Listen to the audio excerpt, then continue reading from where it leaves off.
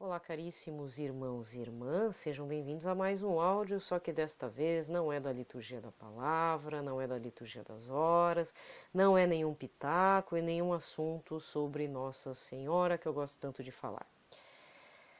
E também não é leitura ainda do Patris Corde, tá? O Patris Corde eu vou fazer devagar, né, e vou lançando à medida que for possível, tudo bem?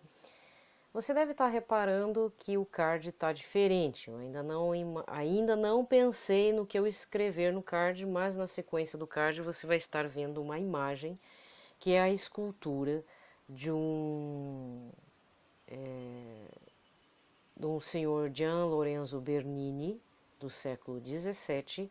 Esta obra que você está vendo é chamada O Êxtase de Santa Teresa. Ele foi elaborado por volta de 1652. Eu preciso estar só dando uma verificada aqui na data. Então, na realidade, o áudio ele é voltado para a história, né? Que é a minha formação acadêmica, tudo. Por mais que eu não tenha tido assim, a vontade, acho que vamos colocar assim, a vontade de ter dado aula, né, porque eu fui por outros caminhos, mas mesmo assim eu não me arrependo muito dessa escolha, né. Por que eu escolhi esta obra para dar início, fazer um áudio teste, um podcast assim de teste mesmo, vocês serão todas minhas cobaias, né, num primeiro momento, para eu estar falando sobre a disciplina a qual sou formada, da qual também sou apaixonada. Às vezes eu falo, solto umas coisas aqui no meio da liturgia, não é verdade? É, é, porque eu havia falado que eu iria abrir um canal voltado à história, mas ainda a coisa está meio emperrada, né?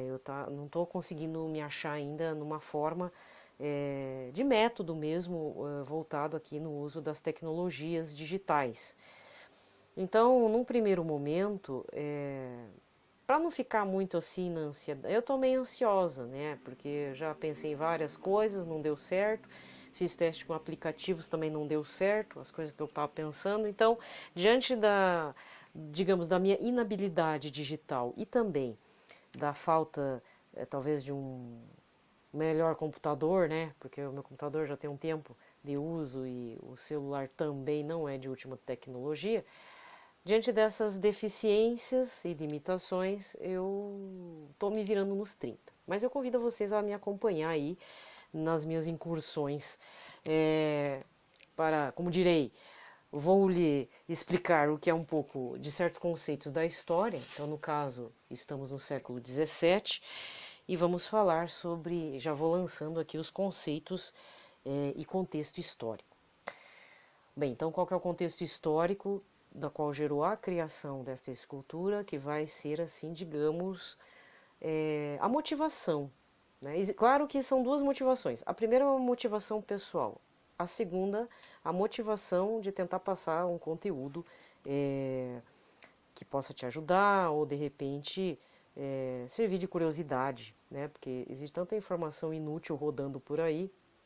Eu mesma não vou mentir. Às vezes, quando eu vou procurar um negócio no YouTube, eu me perco um monte desde receita de sorvete com 3 ingredientes até quando eu vi, eu estava vendo placa solar para carregar a criação de uma placa solar de bateria para carregar celular. O negócio foi bem maluco assim um dia. Eu viajei no YouTube, né? Então, para evitar que eu fique viajando demais por aí, então vou colocar o pé no chão e colocar essa minha formação ou possível habilidade de historiadora e, e não sei se existe o termo, né? Podcasters, mas eu sou péssima para falar e para explicar, mas é uma forma de eu tentar também manter a cabeça ativa, né? E os seus ouvidos doendo. Então, a primeira motivação, por que a escolha inicial dessa imagem que você está vendo aí já no vídeo? E você também pode estar baixando ou procurando lá no Google, lá no banco de imagens e também maiores informações desse escultor. Bem, enquanto eu estava na faculdade, existem as disciplinas optativas, ou seja, as eletivas são aquelas que a gente sempre tem que fazer, né? Na minha época era assim, não sei como é que é hoje. As optativas é aquelas que eu escolho, que eu preciso fazer, que poderia ter sido em outro departamento, enfim. Mas sempre escolhi as optativas do meu departamento de história, com os professores que eu conhecia, e geralmente também com o grupo de pessoas que a gente gostava de ficar, porque era mais fácil para fazer o trabalho em grupo, né? E na época tinha um professor do próprio departamento, que também era professor de História da América, e lá ele fez uma optativa de História da Arte. Foi bem bacana. Inclusive toda a forma como ele fez, levou a disciplina é o que vou dar uma levada aqui, inspirado ao professor Magnus Pereira, né? Isso eu posso falar o nome. Inspirado pelo professor Magnus Pereira, eu vou fazer mais ou menos o trajeto que eu me lembro do que foi a disciplina, né? É, e ele foi fazendo de uma forma bem cronológica. Mas havia dois artistas plásticos, né? Um da escultura, que é no caso esse, o Êxtase de Santa Teresa, e o outro de Salvador Dalí, que me chamaram muito a atenção. Bem, então tem um lado pessoal aí. E segundo, porque na minha cabeça, toda vez que a pessoa fala sobre Santa Teresa d'Ávila, estamos falando da Santa Teresona, tá? Santa Teresa d'Ávila, e aquela flechada que ela leva no coração, eu sempre lembro dessa imagem de Gian Lorenzo Bernini. Não tem como. Tanto é que eu passei vergonha numa vez que eu fui fazer direção espiritual com um padre. E ele falando alguma coisa de Santa Teresa e na hora que ele falou, nem lembro o que ele falou de Santa Teresa. A primeira coisa que me veio, ó como é que é a memória a partir de flashcards, né? Por isso que o pessoal usa muito flashcards. Uso das imagens assim para dar o lado mnemônico assim, ficar reativado. A primeira coisa que veio imediatamente foi essa escultura. E eu ainda falei, mas olha, eu interrompi eu sou uma coisa. Interrompi o padre e falei: é a santa da flechada no coração? Não, não falei flechada no coração, é a santa da flechada? E ele me olhou, porque eu interrompi ele, aí ele perdeu a linha. Como assim santa da flechada? Aquela que ela levou uma flecha no coração, o anjo chegou e pof, no coração da santa. Sabe que o tadinho, o padre não sabia dessa história. Aí eu tive que, tipo, dar uma de egípcia, né? Vamos mudar de assunto então, né? Então, por conta disso, né, uma forma de retratar a bobeira que eu fiz, eu devo estar com muita saudade, né, das aulas do professor Magnus. Eu vou fazer um podcast relacionado a essa imagem. Primeiro, eu não sou também especializada em história da arte. Por outro lado, eu acredito que o ensino da história ela é muito visual. O que eu estou cometendo um grande erro aqui. Lógico, você deve estar pensando, uai, mas a mulher está fazendo um podcast, não está fazendo algum vídeo. Pois é, gente, mas como eu falei, estou com umas deficiências tecnológicas. E fora que o Wi-Fi aqui não está potente para poder fazer um download de um mega num vídeo, né? Então, o resultado, por enquanto, vai ter que ser assim. O podcast aliado com algum blog, alguma coisa que eu vou ter que montar, fazendo um explicativo com as imagens, porque lá na frente eu vou ter que colocar mapas também. Então, em um outro momento também posterior, eu vou ter que estar falando a forma como que eu trabalho para dar aula de história. Existe um erro muito grande, mas isso não é culpa nem do professor que está dando, e muito menos dos alunos, né? E muito menos da direção. Para atualizar, então, antes de entrarmos na imagem em si, eu tenho que explicar um problema grave educacional, político mesmo, sobre a questão de por que não, os professores que dão aula de história não são todos formados em história. Isso o aluno não sabe, isso o aluno não deveria saber, isso é uma questão realmente política, trabalhista, da Secretaria de Educação, tanto municipal como estadual e principalmente federativo. A profissão de historiador ela não é regulamentada, professor de geógrafo também não é, filósofo piorou. Resultado, história, geografia, filosofia, sociologia, né? E também as aulas de religião que existem aqui no estado do Paraná, eu não sei como é que é no restante do Brasil, a princípio não há uma exigência de que sejam pessoas formadas nas respectivas disciplinas. Então qualquer um, teoricamente, pode dar aula, tá? Porque tem vaga, porque tem PSS aberto, então o pessoal vai lá, pega as aulas e PT saudações, ponto saudações. Isso é um problema político muito grande que existe e acredito que seja algo proposital dentro da política brasileira, tá? Paciência, né? Fazer o quê? A educação sempre foi feita nas emendas, sempre foi feito aí na gambiarra e infelizmente ainda o é, né? Então, o que acontece? Eu também peguei professores de história que não eram formados em história, ou eram formados em estudos sociais, formados em sei lá o quê. É estudante de direito, entendeu? Você pega de tudo, e aí a pessoa se baseia no livro. Quando você se baseia no livro didático, é aquela coisa enfadonha pra caramba. Atualmente, depois de 10 anos, posso dizer isso, a forma da escrita dos livros didáticos mudou radicalmente, assim, a ponto de que algumas obras eu concordo muito, tem outras que são de linha de esquerda declarados, respeito bastante, são ótimos historiadores, não dá para jogar tudo fora, mas algumas coisas não combinam, coisas que eu não concordo. Por exemplo, vamos falar de Egito Antigo, o cara está falando de modos de produção, que é um conceito lá de Marx, e eu acho que é um troço muito fechado para você colocar lá no processo de trabalho lá dos escravos do Egito Antigo, etc. e tal, entendeu? Então isso eu não concordo. Então minha forma de metodologia, futuramente eu vou falar porque isso dá um outro áudio. Mas eu estou explicando aqui que se você teve um péssimo exemplo, que você odiou a aula de história, de geografia, eu super te entendo, né, meu irmão, minha irmã, e eu vou tentar fazer de uma forma que você goste, a partir do modo como eu comecei também a gostar. Antes que você me pergunte por que eu escolhi a faculdade de História, isso eu não vou falar porque é uma questão íntima, tá? Mas não foi porque eu gostava.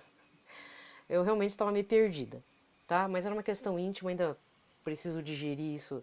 Tem coisas que a gente deixa para trás e tem que digerir logo, né? Resolver. Mas aconteceu uma situação que, tipo, o primeiro vestibular eu não passei no curso que eu queria, na segunda, por medo de, sei lá, meu pai não querer pagar a faculdade, pagar os custos, porque a faculdade era pública. Aí eu, vou fazer esse curso porque eu tenho que estar formado em alguma coisa. Foi bom, né? Foi muito bom, até hoje me ajuda. E todos os meus colegas da minha geração, da minha turma e também tanto a turma anterior e depois a posterior, que eu sou da turma de 94, mas tem a turma de 93 e a turma de 95, todas essas pessoas, colegas que a gente se encontrava no meio lá do corredor, tudo, todos eles se tornaram ótimos, excelentes professores de história, mas excelentes mesmo, assim, ponta firme. Até hoje são colegas assim super empenhados e entram em crise quando, pô, todo o meu esforço não valeu a pena, o que esse piá, essa guria tem na cabeça, entendeu? De ficar assim no desânimo. Isso eu posso dizer porque eu conheço todos eles, fizemos trabalho juntos, CNPq, bolsa e tal, porque eu fiz a Federal, né, Universidade Federal do Paraná, então tinha essas questões assim de ser bolsista, fazer trabalhos e nós éramos assim um grupo de pessoas muito empenhadas na pesquisa e não tinha internet. Tá? A gente tinha que buscar lá na biblioteca, seja da Federal, Biblioteca Pública do Paraná, mandar trazer artigo e tal. Aí quando veio a internet, pô, já tínhamos formado, mas cada um seguiu o seu caminho, né? Então hoje em dia é muito mais fácil você baixar artigos e tem artigos super bons assim nessa área, inclusive de história do Brasil. Mas hoje, então, feito o meu contexto, né?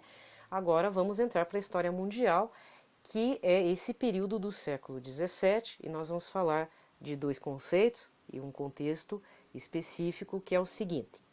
Bom, então você está olhando aí para a imagem, você já deu uma olhadinha, você já deve ter passado 1000 coisas na tua cabeça enquanto eu estava falando, né? Pois é, eu já vou falar sobre isso também. Primeira coisa, vamos falar sobre o conceito de contra-reforma e, atrelado a isso, a reforma protestante. E vamos falar também sobre o barroco.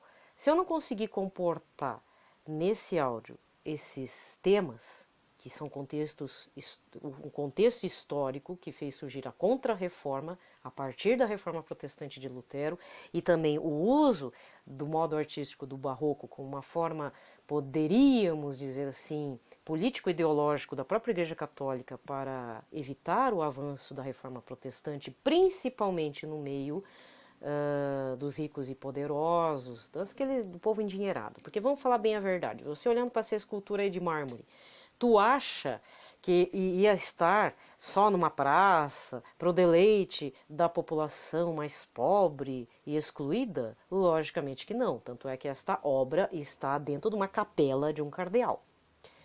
Tá? Também já vou passar a localização da onde que está exatamente. Mas vamos começar com o básico. Então, primeira coisa, isso eu sempre vou estar falando e pedindo para você memorizar, porque não é uma questão fácil e também não vai doer. Só se você tiver ranço pela disciplina de história. Porque isso, talvez um dos meus objetivos aqui nesse canal, que é exclusivo de evangelização, é tirar um pouco do teu ranço com relação à história, esse desgosto.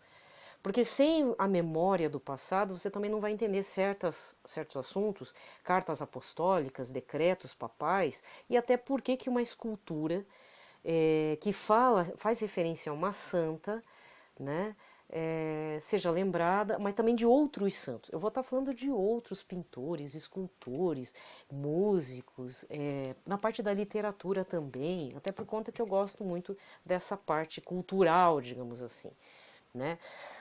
Infelizmente, é o lado elitista da história, mas eu não vou deixar de falar também da parte excluída da história, que muitos historiadores, principalmente de esquerda, e eu acredito que o povo da esquerda tem esse mérito, de trazer e dar voz a um povo que também deixou seus registros, né? Que são operários, os pobres mesmo, crianças, mulheres, vassalos, escravos, entendeu? Então isso existe, isso realmente existe porque a minha linha de metodologia, graças a Deus, né, ela me permite estar utilizando todas as formas de expressão humana, porque tudo que é humano, arqueológico, pode não ser inteligível assim para nós num primeiro momento, mas existe análise das fontes, análise da pictografia, etc, nos permite me permite também que sejam utilizados como um fator de memória daquele grupo de pessoas num certo período de tempo. Então, em história, nós lembramos o quê? Do tempo. Estamos falando do século XVII, 1601 em diante, até 1700, então 1700, até aí é século XVII. A localização, estamos falando da Itália, tá? Então já deu uma diminuída. Lembrou da botinha? Beleza. Eu vou tentar colocar um mapa, alguma coisa. Nesse caso não há necessidade de mapa, tá? Se eu estivesse falando de invasões, questões militares, história militar, guerras e paz, essa parada toda, aí eu precisava de mapa. Mas no momento não. Vamos falar de um movimento artístico chamado Barroco, que floresceu muito durante este período que, como eu falei para vocês, tem a ver com a Contra-Reforma. Mas eu não posso falar da Contra-Reforma se eu não estiver falando um pouquinho da Reforma Protestante promovida por Lutero. Né? Eu espero que tenha atiçado um pouco a tua curiosidade. A princípio, assim, antes que eu termine aqui, talvez eu não avance muito, né? Porque é um teste. 30 minutos é o que eu vou fazer de áudio, até para não cansar. Se eu tiver que fazer um segundo áudio a respeito do êxtase de Santa Teresa, no problem para mim, a não ser que seja para você, tá? Mas vamos lá. Então, vamos começar falando do escultor, Gian Lorenzo Bernini. Ele nasceu em 1598 e morreu em 1680. A obra que você está olhando aqui, esta imagem que você está vendo, ela foi finalizada em 1652. Ou seja, essa obra tem 368 anos de existência. O negócio está bem antigo. Ele foi um escultor e arquiteto italiano considerado a maior expressão do gênero barroco, tá? Grande parte da sua obra está espalhada nas cidades de Roma e do Vaticano. Isso tem explicação.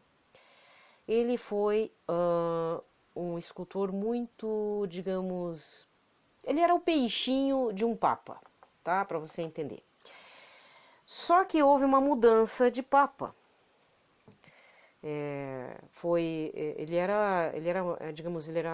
Tinha um mecenas, né? Esse é o termo.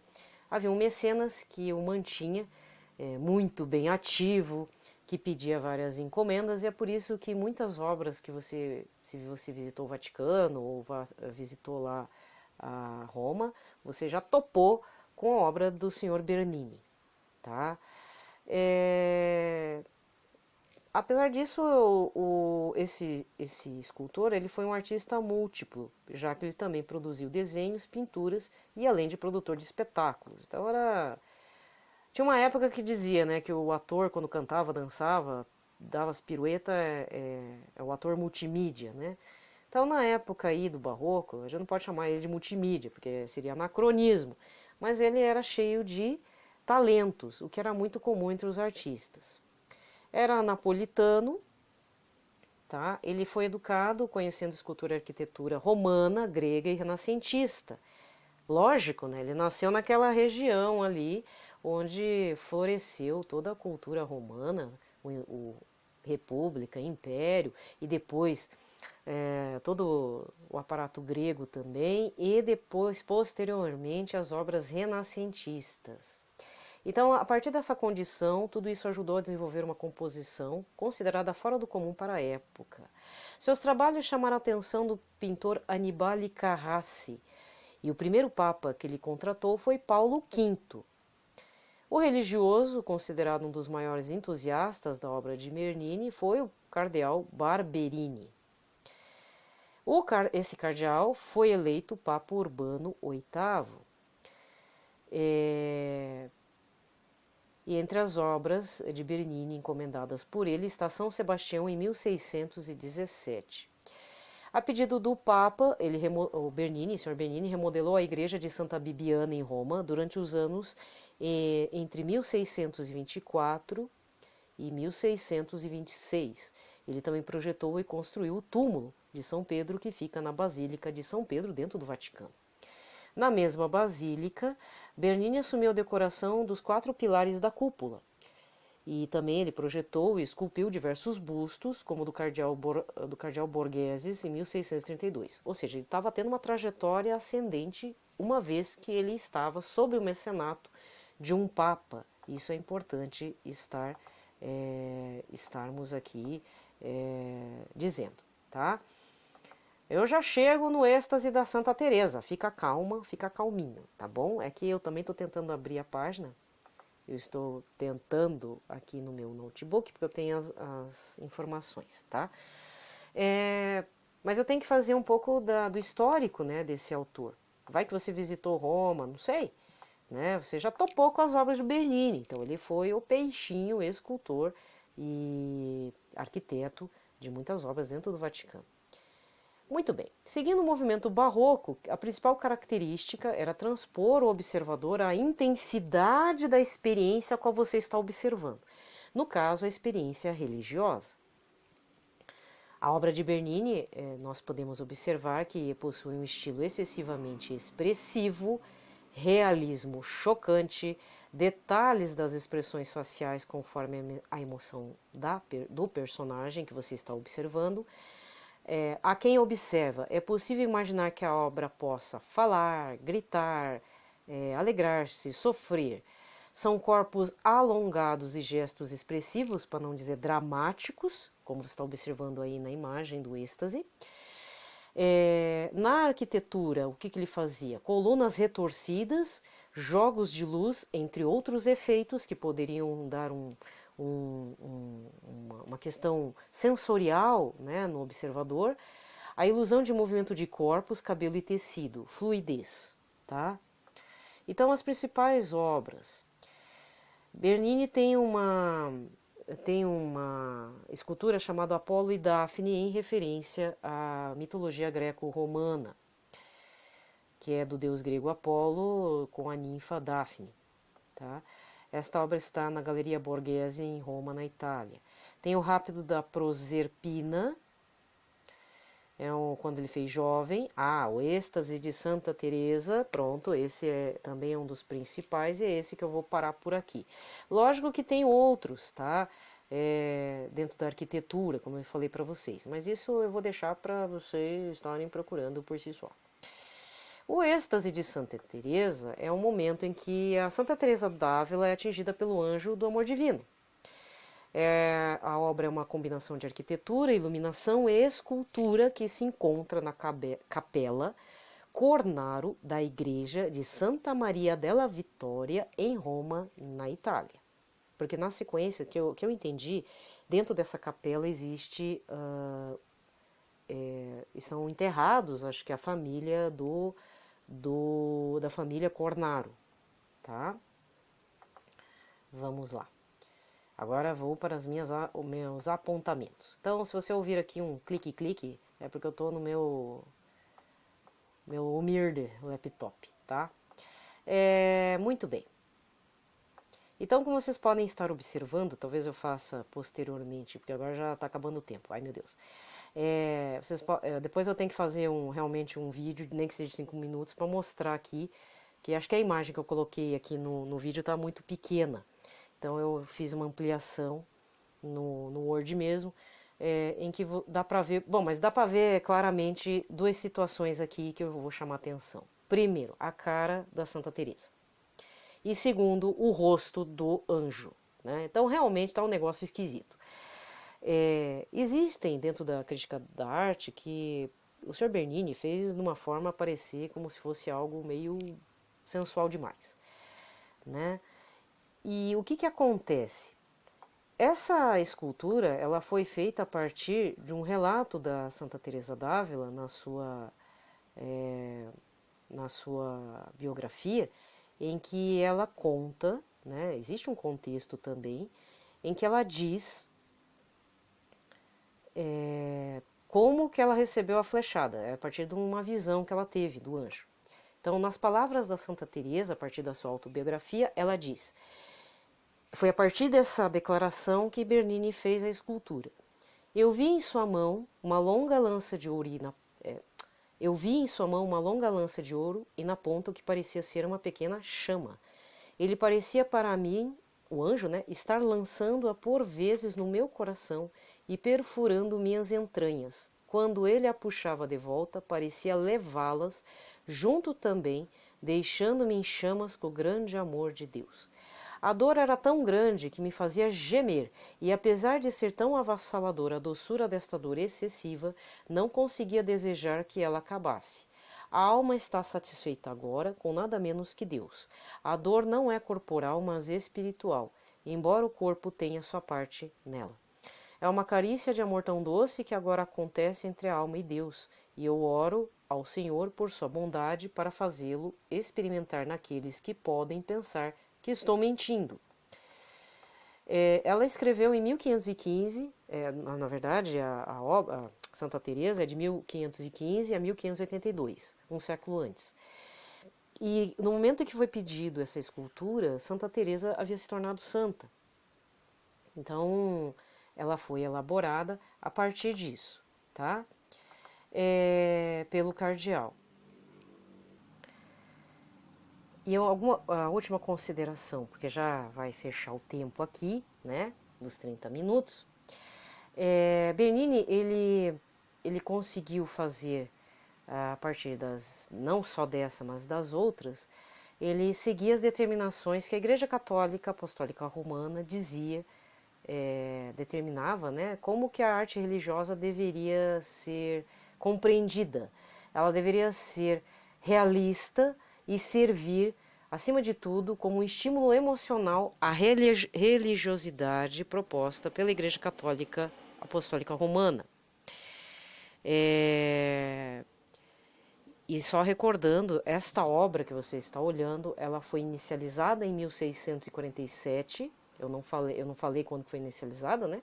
E foi finalizada em 1652, demorou bastante tempo. Não sei exatamente o tamanho dela, não sei se tem 1 metro, não sei se tem 50 centímetros, 30 centímetros, mas se de repente você visitou em algum momento esta capela, da qual está a obra O Êxtase de Santa Teresa ou a Transverberação de Santa Teresa, você agora já sabe que ele é do período barroco, feito por Gian Lorenzo Bernini, e que o senhor Bernini fez por encomenda, né, de vários papas, várias obras que estão espalhadas no Vaticano e em Roma, tá? E vou encerrando por aqui por enquanto, tá? Com relação a essa obra, talvez eu dê uma continuada num segundo momento, porque eu tenho que explicar o que foi o Barroco e por que o Barroco se serviu como uma forma artística da Igreja Católica Apostólica Romana no combate da Reforma Protestante de Lutero. E esse período, esse modus, né, essa forma de ação que a Igreja Católica atuou foi chamada de Contra-Reforma. E só o fato de falar da Contra-Reforma é bastante coisa, tá? Então vai ter que sair um segundo áudio mesmo, não tem jeito, tá?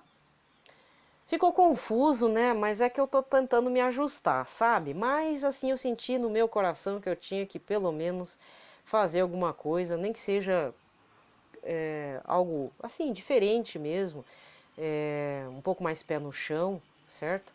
E dando um contexto aí para vocês, sem estar cobrando, né? Não tô cobrando nada. Eu acho que é importante também estar passando essas informações. Quem nunca quer viajar para fora? Tá certo que, né, quem sabe com a vacina, não sei, quem sabe no futuro a coisa baixa um pouco a poeira com relação ao coronavírus e as pessoas possam estar fazendo seu turismo muito alegremente. Por outro lado, também fica uma situação importante, que às vezes você pode estar topando com algumas imagens por aí e você não entende do que se trata, você vê que é de um santo, mas você não sabe qual santo é, entendeu? E a forma também de aprimorar o olhar. Então, no outro áudio eu vou estar explicando minha metodologia também, vou ter que fazer 2 áudios. Um sobre os conceitos que eu não pude falar e desenvolver agora, porque eu estou falando a partir desta figura aqui, né? E a biografia do Sr. Bernini. E depois eu tenho que fazer um áudio explicando a forma como eu trabalho, tá? Porque senão vai ficar difícil. Senão toda hora eu tenho que ficar falando, aí já gasto 10 minutos só para explicar isso. 10 minutos é importante aqui, né? Tá bom? Um abraço a todos, fiquem na paz de Cristo. Vamos ver se o projeto vai, né? Para não ficar muito chato. Até porque eu também tenho que aprender a me desenvolver aqui dessa forma por enquanto. Um abraço a todos.